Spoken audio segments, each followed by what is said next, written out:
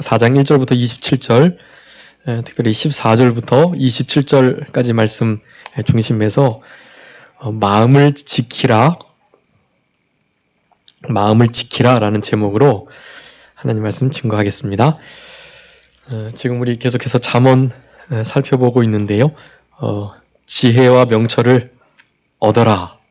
그 지혜와 명철의 유익이 이 땅에서의 잠깐의 것이 아니고 영원한 것으로 천국을 이루는 것이며 이 땅에서 얻지 못하는 그러한 상급을 얻게 해주는 것이다. 그 지혜의 유익들이 우리 이제 3장까지 그렇게 잘 기록되어 있고, 그 지혜는 곧 여호와를 경외하는 것이며 악에서 떠나는 것이며 정직한 길로 다니는 것이며 하나님의 말씀을 생명 삼는 것이다.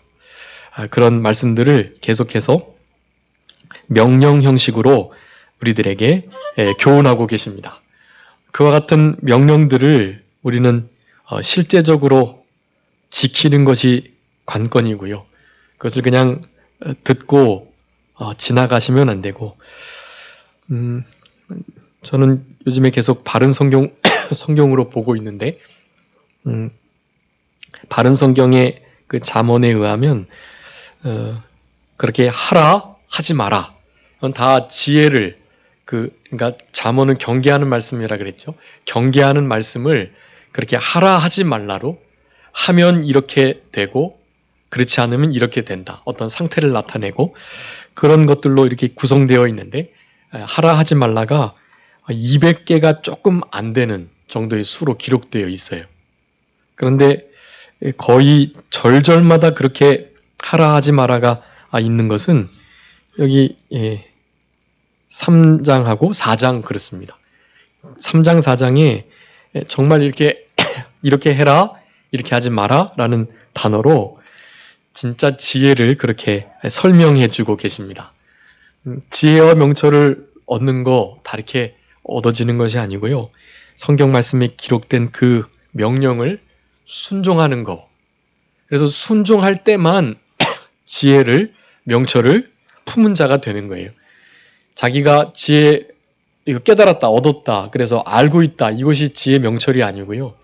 그 말씀이 진짜 생명이 돼서 그 말씀대로 살아낸 거, 사실은 그것만 진짜 지혜가 되는 겁니다. 근데 그렇게 살아냈다 해도 나중에 그보다 조금 더 비슷한 동일한 종류의 시험이 왔을 때 조금 더 큰 능력을 가지고 그렇게 우리에게 덤빌 때는 우리가 또 넘어질 수도 있어요. 그렇게 되면 내가 깨닫고 알았다, 내 것이 되었다고 생각했던 지혜와 명철, 슬기로움, 그 하나님을 경외했던 그와 같은 믿음의 태도, 그런 것은 우리 것이 아닌 거예요. 그것은. 그때 그렇게 통과했던 것은 하늘 아래 쌓여 있지만 지금 거기다가 내가 진보된 신앙으로 나의 적은 능력이지만 온 능력을 기울여서 성령님의 도우심을 힘입어 나의 믿음보다 더 크게 오는 그 시험을, 마귀의 계계를 이겨나갈 때, 그럴 때 다시 그것이 우리의 것으로 계속 유지가 되는 것입니다. 이를테면 챔피언이 그 챔피언 벨트를 이렇게 계속 지켜내는 것을 그 방어전이라고 하잖아요. 방어하는 거예요. 계속. 사탄은 근데 그 벨트를 어떻게 하려고 그래요? 뺏어가려고 하는 거예요. 원래 그거 자기 거였거든요. 하나님께서 자기에게 허락해 주었던 영광과 명예와 상급들이거든요. 그렇게 사탄은 그것을 생각하는 것입니다. 근데 그건 당연히 하나님께서 상급으로 주셨다거나 자기의 것이기에 준 게 아니고, 그 모든 상황들을 통해서 이 땅에서, 즉 아담과 하와 이후에 인류의 모든 그 태어남이 사실은 그런 과정을 거쳐야만 하겠기에 그것을 통해서 진짜 천국 백성과 그렇지 않은 이들을 구분해내고, 천국 백성 중에서도 조금 더 하늘나라에서 큰 자가 상급을 받는 하나님의 그 공의로우심과 공평, 그 정의를 실행하게 하시고자 우리에게 그와 같은 어려움들을 허락하셔서 계속해서 사탄의 공격을 받게 하는 것입니다. 여러분 그런 중에 이 잠언에 하라 하지 말라와 같은 말씀을 가지고 우리는 실제적으로 작은 일들에서도 그렇게 하나님의 뜻을 찾으며 그 명령을 순종하는 결정을 늘 내려야만 하고 여러분 그렇게 살아가게 될 때 우리가 이 성경에서 요구하는 바 그 하나님의 자녀다운 천국 시민다운 인격이 신앙 인격이 만들어지는 것이고 그것을 우리는 우리 교단에서 이렇게 구원을 이루어간다라는 표현을 쓰는데 구원은 한 번 받고 끝나는 것이 아니고요. 그 구원이 진짜 우리의 것이 되어서 점점 더 그 구원을 누리며 감사하며 그 구원을 얻은 자다운 그런 삶을 살아가도록 우리를 이끌고 있기 때문에 그렇게 그 구원을 단순하게 천국 가는 것으로만 생각하셔서는 안 되고 이 땅에서 그 구원을 받아 칭의를 받은 사람답게 이제는 완전한 의인으로 그렇게 점점 살아가기를 힘쓰는 그런 우리들의 신앙의 길을 하나님께서 요구하고 계시기 때문에 우리는 그 길을 그렇게 걸어가야만 하는 것입니다. 오늘 4장에서도 마음 지키는 것 그것이 지혜와 명철 훈계를 얻는 그런 너무나 중요한 방편이다. 마음 지키는 것이 그런 것들을 얻는 방편이 되기도 하고요. 또 그와 같은 것들을 잘 지켜내므로 마음을 지키기도 하는 이 두 가지가 사실은 같이 가는 것이다라고 할 수가 있겠습니다. 오늘 14절부터 27절까지 크게 한 세 부분으로 나눠볼 수 있는데 먼저는 19절까지 사특한 자의 길을 가지 말아라. 잠언이 경계의 말이라 그랬죠. 경계를 짓고 그 경계를 넘어가지 마라. 그리고 그 경계 안쪽으로 들어와라. 이것을 계속 가르고 있는 거예요. 사특한 자의 길로 가지 마라. 처음에 그 길이 성공하는 것 같고 잘 되는 것 같지만 반드시 망하게 된다. 어두움 가운데 빠질 수밖에 없다. 그것을 말씀하는 거예요.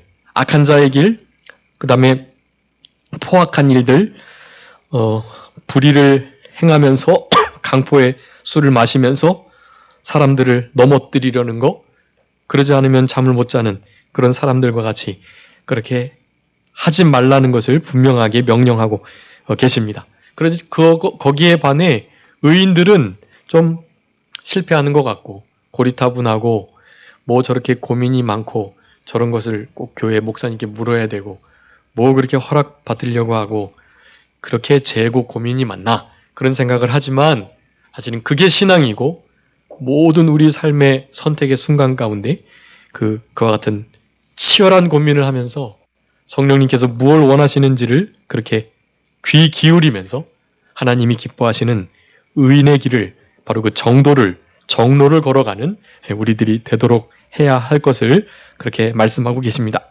20절부터 23절은 또 하나님의 말씀을 마음속에 잘 두는 그래서 하나님의 말씀이 들어있는 그 마음을 잘 지켜야 할 것을 명령하고 계십니다. 24절부터 27절에서는 악을 떠나서 바른 길로 가야 할 것, 그것을 그렇게 말씀해 주고 계시는데 여기서도 계속해서 명령하고 계세요. 악인의 길로 가지 마라. 폭행, 강포의 술을 마시지 말아라. 또 의인의 길로 가도록 하고 악인의 길에 가다가 걸려 넘어지지 말아라 하는 명령들을 하시는 것입니다. 하나님 말씀을 경청하고 마음을 잘 지켜 생명을 얻어라 라고 말하고 있고 거짓된 말, 괴울의 일, 사곡한 일들을 버리고 멀리해라. 또 눈은 똑바로 바른 것을 보아라. 그리고 발은 악에서 떠나라. 좌우로 치우치지 마라. 이제 이 말씀 한 구절 한 구절들은 그냥 있는 그대로 우리가 실제로 행하셔야만 합니다. 그 길을 피하라라고 말하면 강포의 길, 죄악의 길, 거짓의 길 이런 것을 피하라라고 하시면 이제부터는 피하셔야 돼요. 어떠한 유익이 있어도 어떠한 유혹이 와도 어떠한 희생이 지불돼도 우리는 그 길을 가야만 하는 것입니다. 그런 결단을 하셔야 해요. 이 시간에 내가 이제부터 그렇게 살아가리라. 여러분 여기 마음을 지켜라라고 말씀하고 계시는데 23절입니다. 무릇 지킬 만한 것보다 더욱 내 마음을 지켜라. 생명의 근원이 이에서 난다. 성경의 말씀 가운데 다른 부분에서도 이 마음을 그렇게 하나님 말씀에 접목시켜서 다루는 성경들이 참 많이 있는데요. 그래도 잠언만큼 많은 것은 없습니다. 그래서 이 잠언을 통해서 우리의 흔히 그 마음이라고 일컬어지는 그 기관을 우리가 좀 제대로 파악하는 것이 중요하다고 하겠습니다. 그래서 마음이라는 기독교적 서적은 아닌데 기독교의 사상을 가진 그 박사님이 쓴 책이 있어요. 마음이란. 그 책을 이제 이렇게 읽어보면 좀 도움이 많이 되는데, 우리 굳이 이제 그런 박사님의 말을 통해서 뭐 그렇게 체계화하고 알아야 할 필요도 없고요. 우리 성도님들의 그 마음 상태, 심령 상태를 이렇게 주목해 보시면 알 수 있어요. 성경에서는 그 믿는 자의 마음을 좀 달리 표현합니다. 여러분, 심령이라는 표현 들어보셨어요? 심령? 네. 심령 어디서 많이 나오죠? 심령. 심령술사 뭐 그런 거 말고요. 심령. 성경에서. 마태복음 5장에 네. 심령이 가난한 자는 이렇게 말하죠.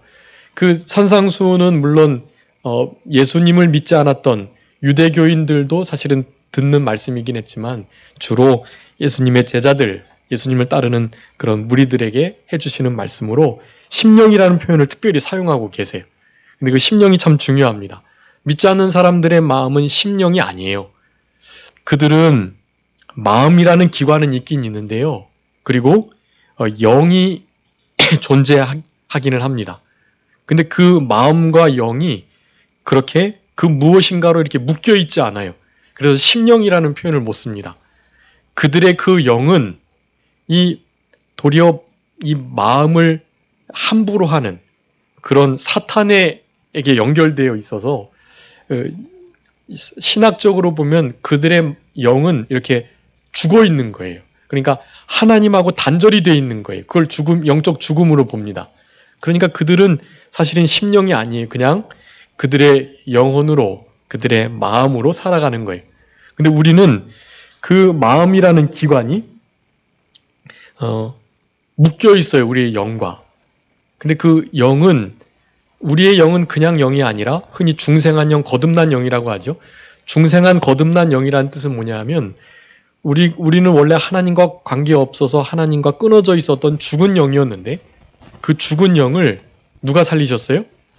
네, 성령님께서 살리셨어요. 성령님께서 우리 마음 가운데 오셔가지고 우리의 그 죽었던 영을 하나님과 연결시키셨단 말이에요. 그것을 중생, 거듭남이라고 말합니다. 무엇으로 그렇게 하신 거죠? 말씀으로. 하나님의 말씀으로 우리 성령님께서 우리의 죽은 영을 살려서 하나님과 이렇게 연결을 시킨 거예요. 그래서 우리의 영은요, 성령님과 이렇게 연합이 되어 있어요. 성령님과 하나 된 영입니다.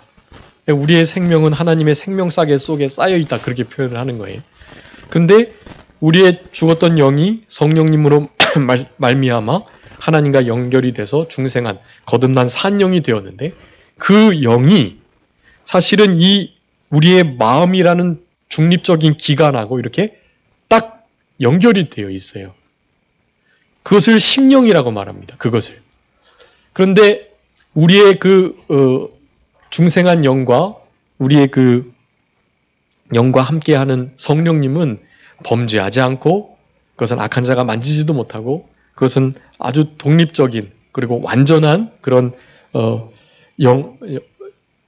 영적 상태예요. 그런데 우리의 마음이 그 중생한 영, 성령님과 하나 된 그 영의 인도를 받아서 온전한 심령이 되면 신앙생활을 잘하고 오늘 본문과 같은 이 말씀들을 잘 지켜나갈 수가 있는데 그렇게 되지 않을 때에는 하나님의 말씀과는 상관없는 중생한 영과는 관계없는 그런 결정들과 생각들을 하면서 살아가는 것입니다. 그때는 우리의 그 마음을 심령이라고 표현할 수 없어요. 그냥 그것은 사탄에게 휘둘리는 마음, 세상의 가치관에 움직여지는 마음. 그래서 성경에서는 그 마음을 만물보다 부패했다라고 말합니다. 그래서 그 만물보다 부패한 마음을 사실은 우리 믿는 이들도 가지고 있는 거예요. 그 부분이 아직 구원이 이루어지지 못한 부분입니다. 근데 그 마음은 이 육체라는 몸이 있어야만 가능한 거예요. 그 육체라는 것이 있어야 흔히 그 마음, 심령이라는 것이 같이 이렇게 인격체로 있을 수 있는 거거든요. 근데 그 육체로부터 멀어지면 그냥 우리의 중생한 영과 하나 된 성령님의 영이 그렇게 영적인 상태로 있는 거예요. 근데 이제 나중에 부활체가 되면 우리의 이 육체가 썩어져서 화장이 되든 매장이 되든 수장이 되든 그것이 나중에 먼저 하나님과 함께 옆에 있는 우리의 중생한 영, 성령님과 하나 된 그 영과 함께 다시 합쳐지게 되는 거예요. 이제 그것이 우리 예수님의 재림의 때에 있게 되는 것이고, 그 일이 있기 전까지는 우리는 이 중립적인, 그래서 세상의 소리도 듣고 사탄의 유혹도 받을 가능성이 있는 그 마음을 육체에 가진 자로, 그렇지만 그 마음과 육체를 무엇으로요? 우리의 중생한 영으로, 성령과 하나 된 그 영으로 다스려 나가는 일을 하게 되는 것입니다. 그 다스림이 잘 될 때의 상태가 심령이라고 표현하는 거예요. 그 심령의 상태가 그렇게 계속 유지가 될 때, 그럴 때 그 심령으로 우리는 제대로 된 신앙생활을 하게 되는 것입니다.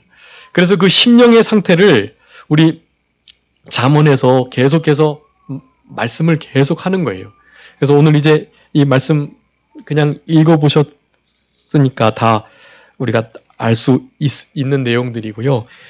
그 내용들 뭐 달리 더 설명드릴 것이 없고, 이제 제일 중요한 요절과 같은 20절, 23절의 말씀을 좀 살펴보도록 하겠습니다. 내 아들아 내 말에 주의하며 나의 이르는 것에 귀를 기울이라. 그것을 내 눈에서 떠나게 말고 내 마음속에 지켜라. 그 눈에서 떠나지 않게 한 그 말씀, 마음속에 간직하고 지켰던 그 말씀, 우리가 주의를 기울이며 경청해서 그렇게 청종하려고 했던 바로 그 말씀을 얻는 자, 그 말씀을 획득한 자, 그 말씀을 얻는 자는 다른 자가 아니라 우리에게 들려진 이 마음이라는 단어가요, 그냥 우리가, 여러분 마음이 어디 있다고 생각하세요? 마음이요? 마음이 어디 있죠? 제가 지금 여기라고 하니까 마음이 여기 있는 것처럼 생각하시지만 그렇지 않아요. 마음이 어디 있죠? 마음이? 마음 손에 있는 것도 아닙니다. 마음이 이제 영어로 하트라고 해가지고 이제 우리 여기 심장을 얘기하지만 사실은 마음은 심장에 있는 게 아니에요. 그럼 마음은? 그럼 머리에 있습니까? 마음이? 사실은 머리 쪽에 마음이 있다고 생각하는 게 더 맞습니다. 심장 쪽에 우리의 마음이 있다고 하는 것보다 사실은 이 머리 쪽에 우리 마음이 있다라고 말하는 게 맞아요. 근데 마음은요, 어디? 위치에 있는 게 아니에요. 그것은 그러니까 기능적인 면입니다. 기능적인 면. 그래서 이 마음을 우리의 흔히 생각이라고도 할 수 있어요. 그리고 이를테면 뭐 그냥 정신이라고, 혼과 영과는 다른 그냥 정신, 그렇게 표현을 하기도 하는 것입니다. 그래서 마음, 생각, 정신 혹은 이성, 이런 모든 것들이 우리가 흔히 부르는 마음이라고 하는 단어에 다 이렇게 포함되는 것인데, 구체적으로 설명은 못하지만 뭔지는 짐작은 가시잖아요. 네, 그 마음에 이렇게 말씀이 얻어지게 되는 거, 마음의 말씀이 딱 새겨지고 얻어지는 그런 상태에 있도록 해라 라고 말하는 겁니다. 지금 이 22절이 그것을 얻은 자, 그러니까 우리의 그 마음, 생각, 거기에 우리의 모든 것을 다 바꿔도 가치를 헤아릴 수 없는 그 하나님의 생명의 말씀, 그 말씀에 귀 기울이고 청종하고 경청하고 그 말씀을 사모하고 존경하고 품고, 막 여기 우리 읽었잖아요. 4장 1절부터 거기 보면 계속해서 그 말을 하는 거예요. 훈계, 지혜, 명철 이런 모든 것 다 교훈, 하나님의 진리의 말씀을 가리키는 거예요. 그 말씀들을 그렇게 해라. 그것을 마음에 두고 명령을 지키고 그것으로 살아라 라고 명령하는 것입니다. 그러면서 그것을 어기지 말고 잊어버리지 말고 그것을 버리지 말아라. 그것을 사랑해라. 그것을 높여라. 그것을 품어라. 5절, 6절, 7절에, 8절에 계속 그렇게 말하는 것입니다. 그와 같이 품고 사랑하고 높이고 그리고 존귀히 여겨야 할 그 말씀, 그 생명의 그 말씀을 우리의 마음이라는 그 생각이라는 곳에 딱 간직될 수 있도록 해라. 그렇게 지금 22절에 말하는 것입니다. 그렇게 된 사람은 그런 거예요. 그렇게 마음에 하나님의 생명의 말씀이 담기고 또 높이고 사랑하고 품고 이렇게 귀히 여기고 사랑하는 상태에 있으면 그런 거예요. 그러면 그것이 무엇이 된다고요? 22절에 생명이 되겠다라고 말하는 것입니다. 여러분 우리가 흔히 생명의 말씀 하는데 생명의 말씀은 그것도 성경에 있는 단어입니다. 그래서 생명의 말씀사도 있고 그러는 거예요. 생명의 말씀입니다.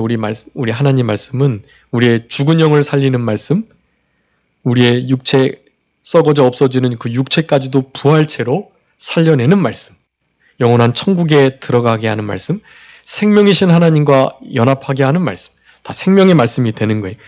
그런데 그 말씀을 얻는 자, 그것이 자체가 생명이 되는 것이고 그것이 제대로 영적으로 살아가는 것이고 빛의 세계에, 사랑의 세계에 거하는 것이다 라고 하게 되는 것이고 그렇게 되면 무엇까지 건강하게 된다고요?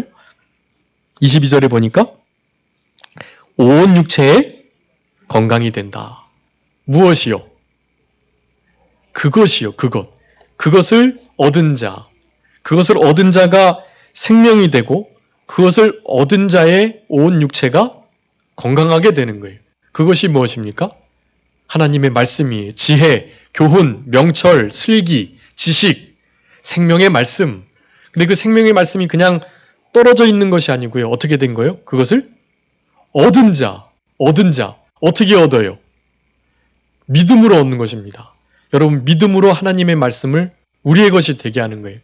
하나님의 말씀이 선포되었는데 그 말씀이 우리에게 유익되지 않은 것은 어떻게 됐다고요?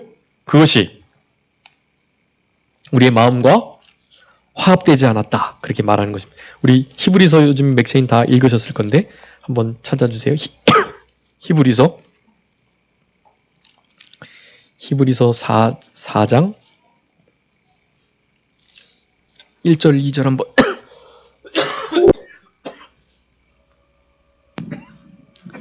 그러므로 우리는 두려워할지니 그의 안식에 들어갈 약속이 남아있을지라도 너희 중에 혹 미치지 못할 자가 있을까 함이라.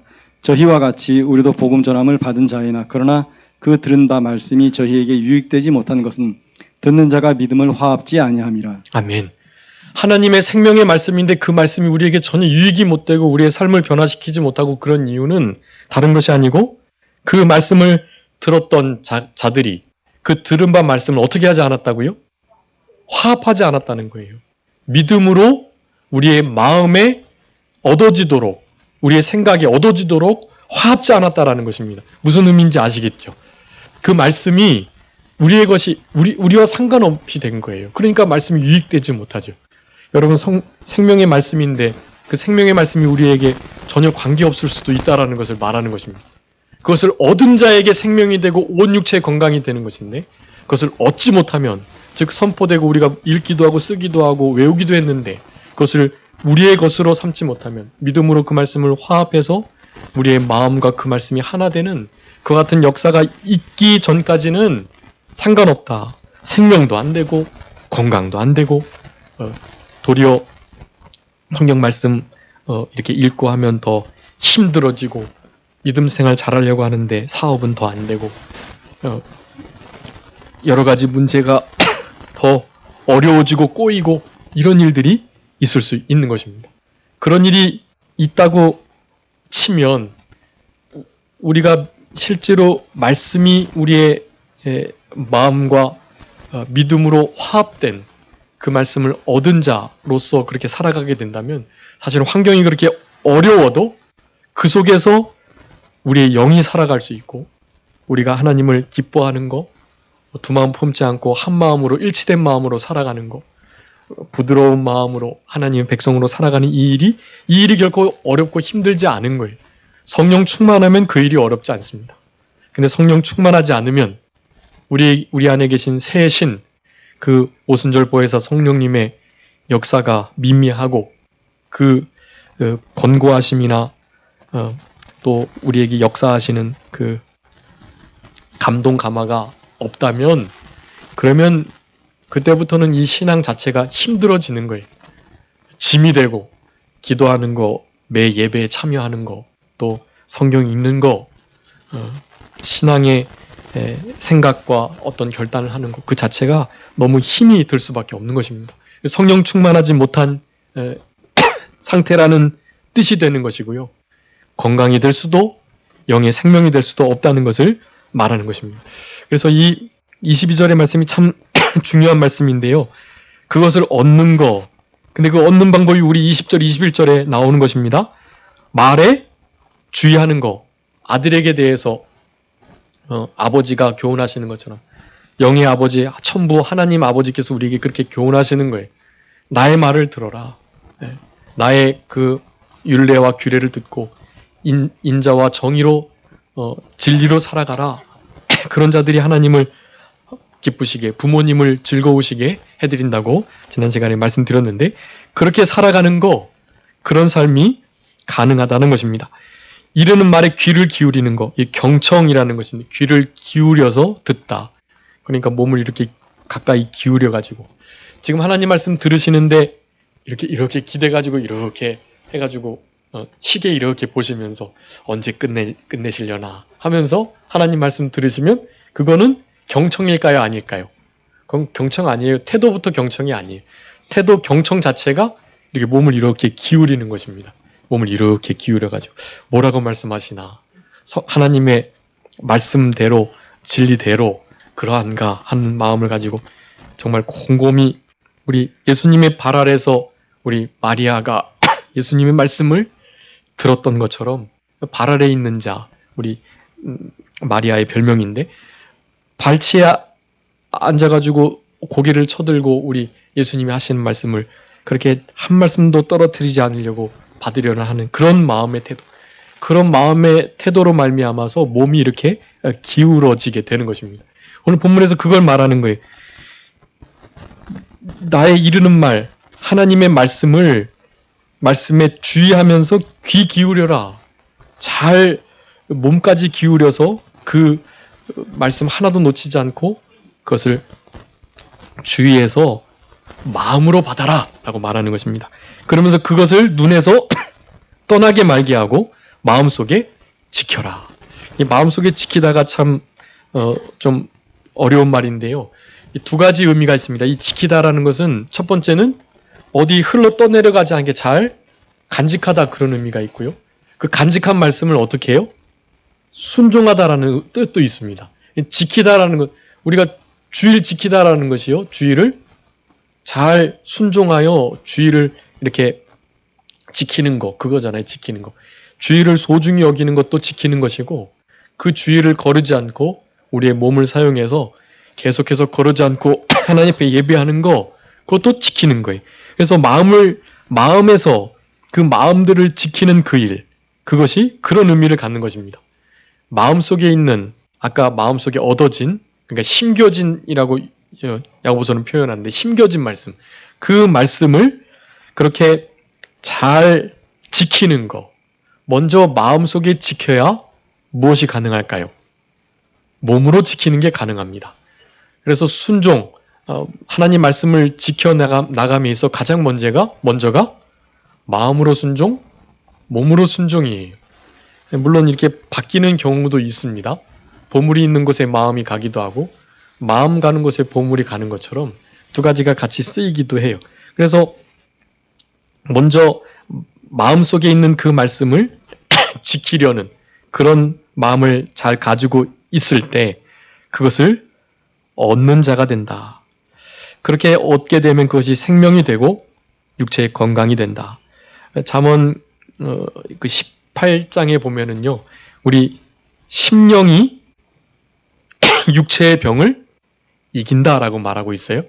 그런데 심령이 상하게 되면 무엇이 그 심령을 일으키겠느냐? 물론 성령님과 하나님의 말씀이 일으키겠지만 심령이 상하지 않도록 잘해야 한다는 것입니다. 아까 심령 뭐라고 말씀드렸죠? 심령? 우리의 마음과 우리의 중생한 영이 하나 된 상태. 그 하나 된 상태가 분리되지 않도록 하라는 거예요. 심령이 병든다라는 것은 그 상태가 떨어진 상태예요.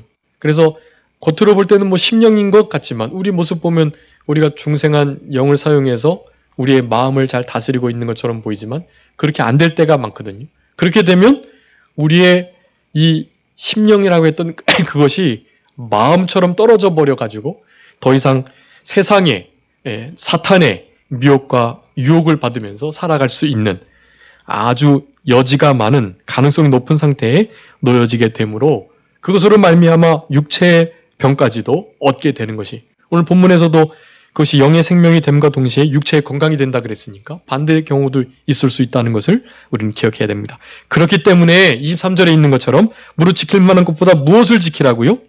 내 마음을 지키라. 생명의 근원이 이에서 남이니라 라고 말합니다. 여기 생명의 근원이 사실은 하나님의 말씀이고 생명의 근원은 그 마음이라기보다는 그 마음을 붙들고 있는 무엇이요? 영, 우리의 중생한 영, 그것이 근원이 됩니다. 우리의 중생한 영 자체가 근원이 되는 건 아니에요. 거기에 누가 함께 하시니까? 네, 생명의 성령의 법이 우리를 죄와 사망의 법에서 해방했다 그랬잖아요. 우리 성령님도 생명의 성령이세요. 생명의 성령의 그 법으로 말미암아서 하나님의 구원 사역을 통해서 우리의 죽은 영을 그렇게 살리심으로 하나 된 상태에 있게 되는 거예요. 그것 자체가 사실은 생명의 근원이 되는 거예요. 근데 그 생명의 근원된 그곳에 무엇이요? 마음이 있을 때, 마음이 합쳐질 심령이 될 때, 그럴 때 그 심령 자체가 복의 근원, 생명의 근원이 되는 일을 할 수가 있는 것입니다. 그렇기 때문에 여기서 마음을 지켜라라는 그 의미는 중요합니다. 어떻게 하라는 것이 마음 지키는 거예요? 그 마음이 중생한 영과 하나된 성령님, 즉 영의 인도를 또한 성령의 인도를 받는 데로부터 떨어지지 않도록 해라 라는 것을 마음을 지킨다라는 표현을 쓰고 있는 것입니다. 네, 이 참 중요한데요. 이것이 우리의 신앙생활을 이렇게 좀 점검해 보시면서 적용해 보시면 알 수 있어요. 내가 언제는 내 마음대로 막 하고 또 죄에게 늘 넘어지는 그 죄에게 또 넘어지고 또 늘 이렇게 유혹받는 그 잘못에 또 이렇게 연약함으로 빠지게 되고 그런 것들 있잖아요. 여러분 그렇게 된 상태가 바로 마음을 지키지 못한 상태예요. 그 마음 지키는 것이 얼마나 어려운지 마치 성을 빼앗는 것보다 더 어렵다라고 말을 합니다. 차라리 성을 빼앗는 것이 낫지 이 마음을 지키는 일, 마음이 틀어진 자와 화목하게 하는 일, 이것이 얼마나 어려운지를 설명하고 있어요. 무릇 지킬 만한 것보다 그렇기 때문에 더욱 우리의 마음을 지켜야 할 것, 그것을 우리들에게 교훈하십니다. 신명기 4장 한번 읽어주세요. 신명기 4장 9절 말씀. 신명기 4장 9절 말씀. 오직 너는 스스로 삼가며 내 마음을 힘써 지키라. 두렵건대 내가 그 목도한 일을 잊어버릴까 하노라. 두렵건대 내 생존하는 날 동안에 그 일들이 내 마음에서 떠날까 하노라. 너는 그 일들을 내 아들들과 내 손자들에게 알게 하라. 아멘. 신명기 말씀은 이제 가나안 땅에 들어가기를 앞둔 제2세대들, 그러니까 60세 이상으로는 다 광야에서 죽었고요. 심지어는 이제 모세도 죽게 될 것이고, 그 대신 여호수아와 갈렙을 뺀, 그러니까 20세 이상 된 모든 자들, 그런 이들은 그렇게 다 죽임을 당했던 것입니다. 그러니까 그때 당시에 20세 되었던 그 친구들만이 이제 거의 40년 광야에 생활했으니까 한 60세가 된 거예요.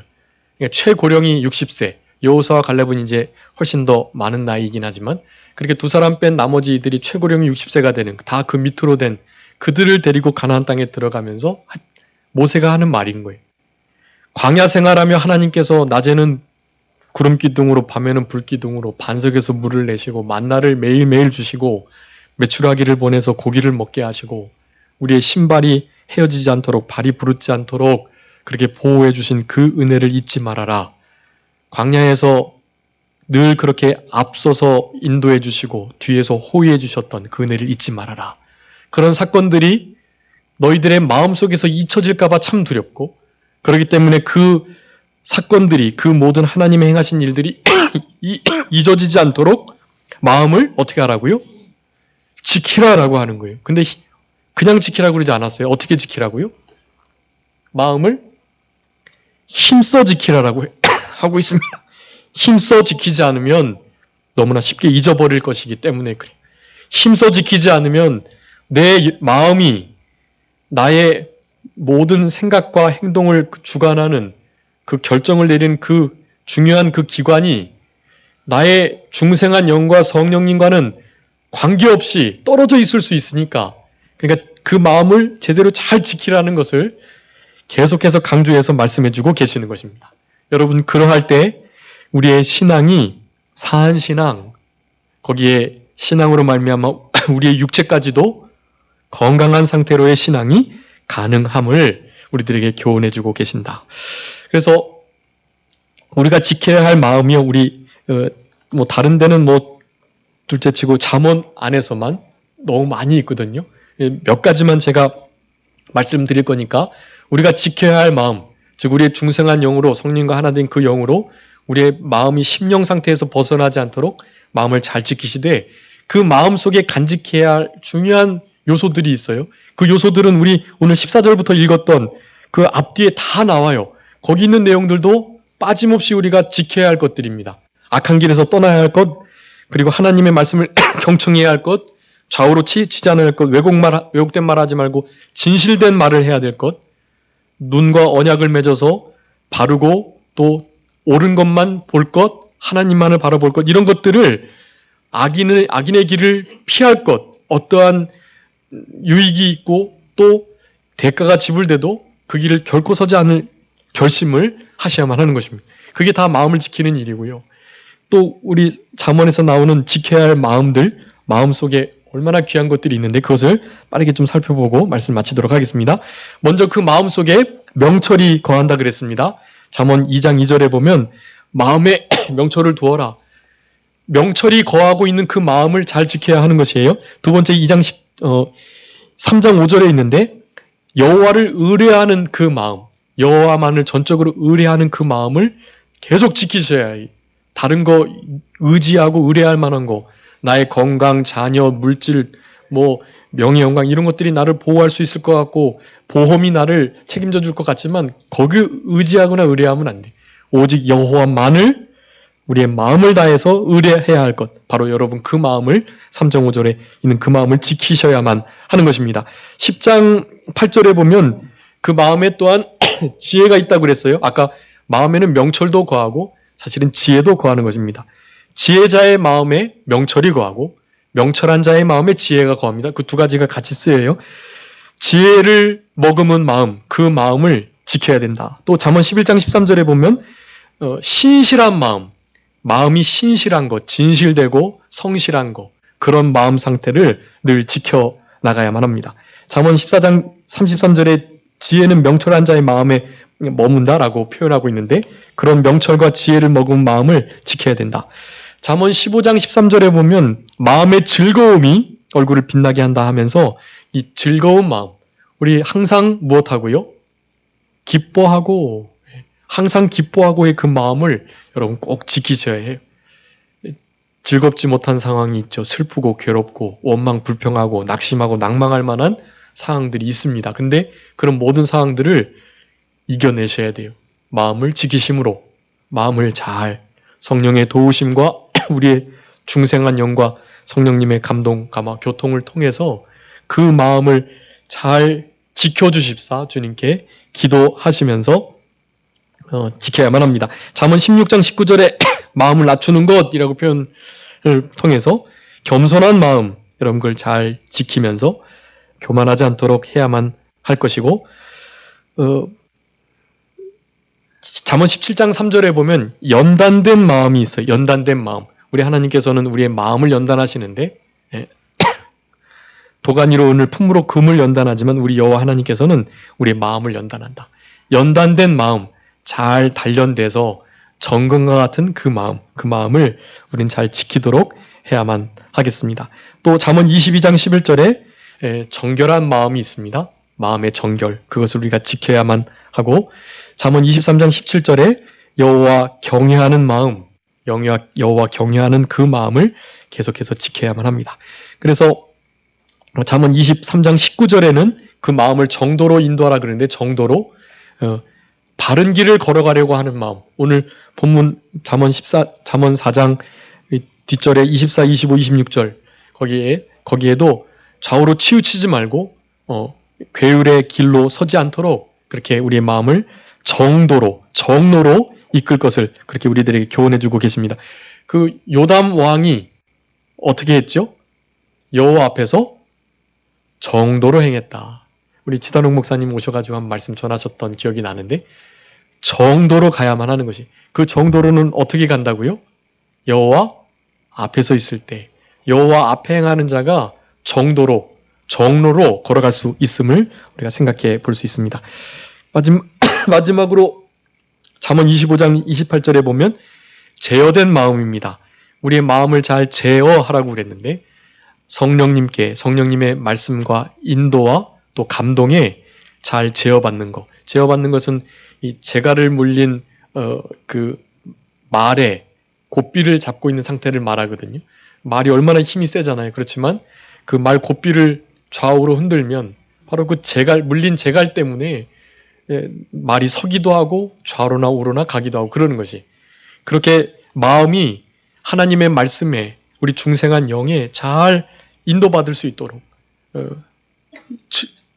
정말 즐겁고 또 유익이 되지만 그것이 죄가 되기 때문에 확 돌이켜 떠날 수 있는, 그리고 힘들고 어렵지만 그것이 생명의 길이기에 그것을 쭉 가도록 내버려두면 그냥 계속 걸어가는 그런 잘 제어되고 그렇게 순종을 잘하는 그런 마음들, 여러분 그런 마음들을 계속 지키셔 나가야만 하는 것입니다. 그런 마음들을 잘 지켜나가는 거, 그것이 우리의 무엇이 된다고요? 우리에게 생명이 되고 온 육체의 건강이 된다. 여러분 이 말씀을 기억하시면서 하나님 말씀을 잘 경청하시고 그 말씀 떠나지 않게 하시고 마음속에 잘 간직하시는 이와 같은 역사로 우리의 중생한 영이 성령님과 하나 된 바로 그 영의 생명으로 우리의 마음을 잘 붙들고 하나님이 기뻐하시는 심령 상태로 그래 믿음 생활을 잘 감당하시는 우리 모두가 되었으면 좋겠습니다. 기도하겠습니다. 살아계신 아버지 하나님 감사합니다. 우리를 사랑하셔서 우리의 중생한 영이 성령님과 하나 되어 우리의 중립적 기관인 마음을, 생각을 그렇게 다스리도록 심령 상태로 살아가도록 우리를 권고하시고 권면하시는 우리 아버지 하나님의 은혜를 진심으로 감사하옵고 감사합니다. 이와 같은 마음으로 우리의 모든 육체를 그렇게 잘 주관해 나가는 우리들이 되게 하여 주시고, 그래서 하나님의 진리의 말씀을 그렇게 생명 삼는 우리들이 될 때 우리의 영의 생명이 살아나고 구원이 이루어져 가며 우리 예수님을 닮아가고 하나님의 성품에 참여하면서 다른 사람들에게 덕과 유익을 끼칠 수 있는 우리의 실제적인 변화된 행동으로 우리의 마음을 지켜내며 지켜진 마음이 그렇게 행동으로 열매 맺는 이와 같은 역사로 하나님을 기쁘시게 해드릴 수 있겠사오니 그와 같은 삶을 남은 때 계속해서 살아낼 수 있도록 성령님께서 우리와 같이 하시고 도와주시고 은혜를 더하여 주시옵소서. 한 주간도 우리의 마음을 잘 지키게 하여 주시되 마음속에 우리의 생명의 말씀이 믿음으로 잘 화합되어서 그렇게 심령, 하나님이 기뻐하시는 심령 상태로 자기를 이기며 죄와 마귀와 세상을 이기면서 승리하며 살아갈 수 있는 우리 모두가 되게 해주시기를 간절히 바라옵고, 다시 한번 무릎 지킬 만한 것보다 더욱 우리의 마음을 지켜내는 복된 한 주간이 되게 하여 주시옵소서. 감사하옵고 예수님의 이름으로 기도 올리옵나이다. 아멘. 찬송